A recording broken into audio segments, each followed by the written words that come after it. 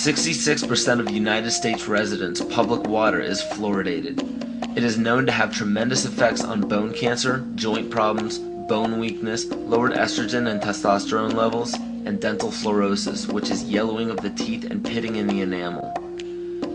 Wouldn't it make more sense to enhance public water with vitamins which are meant to be ingested to promote overall health, rather than putting such a toxic chemical in our water with a bogus explanation that it will improve our dental health?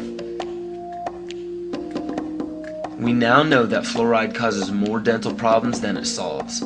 Something doesn't seem right about this. Do you honestly believe that these companies care deeply enough for the people to spend large amounts of their own money to fluoridate public water when the people already purchase their own toothpaste? But there's a difference between toothpaste and drinking water. We don't ingest toothpaste. If you go to any hardware store and look at any rat poison product, you will only find one ingredient: sodium fluoride. It is the most toxic ionic molecule outside of potassium dichromate. Now Dannon, along with other companies, have begun fluoridating bottled water. It is becoming increasingly difficult to get away from.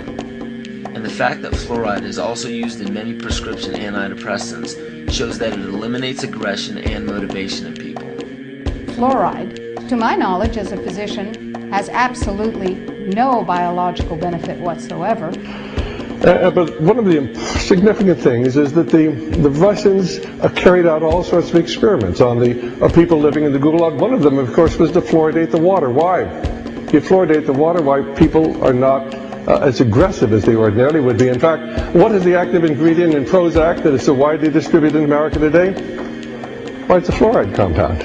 And now, we are finding that public water nationwide is showing up with arsenic, lead, cadmium, and thermonium, which is a radioactive form of lead. Cancer, lowered sex drive, birth defects, sedation, and brain defects. Does this not sound like a wonder drug for anyone aiming to control a population?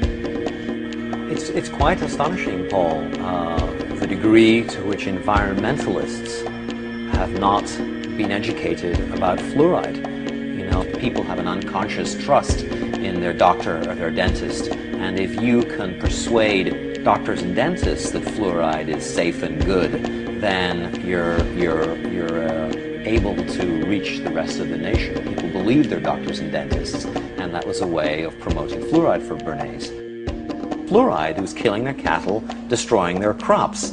Fluoride given to rats had produced bone cancer and liver cancer, and that those results had been doctored to make it look as though fluoride hadn't caused as much cancer. The pattern that we saw, it typically is what we see with other neurotoxic agents that are well known to cause a hypoactivity or a memory problem or an IQ problem.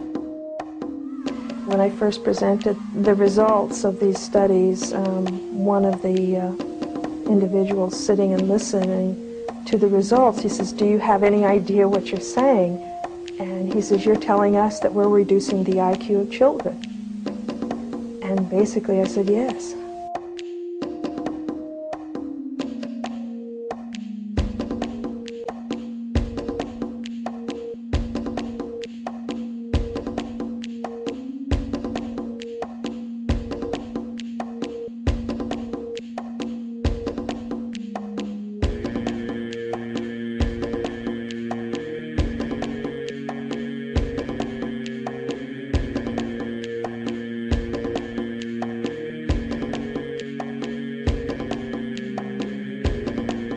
Aspartame, the artificial sweetener found in almost every low-sugar or sugar-free product on the market. First of all, aspartame is made up of three things: methanol, which of course is what produces blindness, aspartic acid, and phenylalanine. These are all poisons. Aspartic acid, of course, produces brain lesions. This was known back in the early 1970s. Methanol produces blindness. Phenylalanine is what you see in the brain, and in high doses it produces trauma. We're not making this all up. The FDA did publish back in, I think it was in the 80s, they did publish the 92 potential side effects of aspartame. And they do, these side effects are quite, are extremely serious. Things like dizziness, problems with balance, abdominal pain and cramps, changes in vision, seizures and convulsions, etc., etc.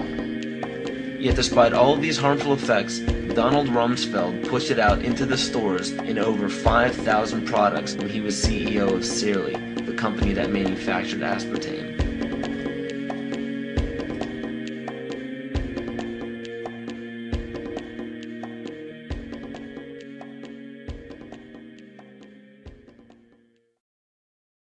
The sustainable goal is the elimination of the middle class. The world cannot support 6 billion people. But you see, the plan behind sustainable development includes population control.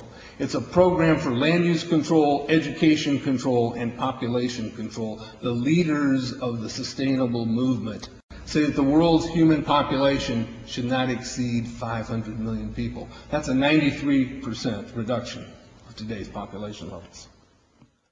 In 1992, while the Rio Conference was going on, George Bush, then president, was there. He was just offshore in Prince Charles's yacht, where he executed the Agenda 21 protocols on behalf of the United States and brought it back to Washington, D.C. Within a year, Bill Clinton, by executive order, established the President's Council for Sustainable Development.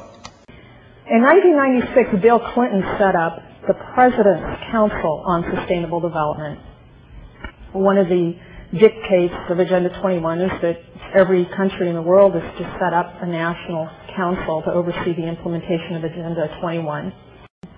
I've listened to Gorbachev explain, we are writing a new set of 10 or 15 commandments to replace the original 10. Which one of the 10 do you think these guys don't like? Thou shalt not lie, thou shalt not steal, thou shalt not covet. Because I'll tell you what, these people have lied to us. They're in the process of stealing all of this nation's natural resources, and they covet everything you have left.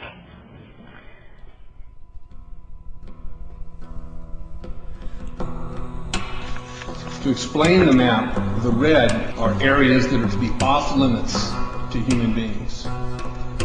If you live there, you won't.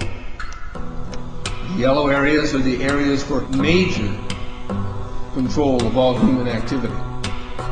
If you live there, you won't. The black dots are the smart growth zones. That's where human beings are to be stacked and packed in small living units along rail tracks. The Smart Growth Program ultimately has jobs assigned and children cared for by the state.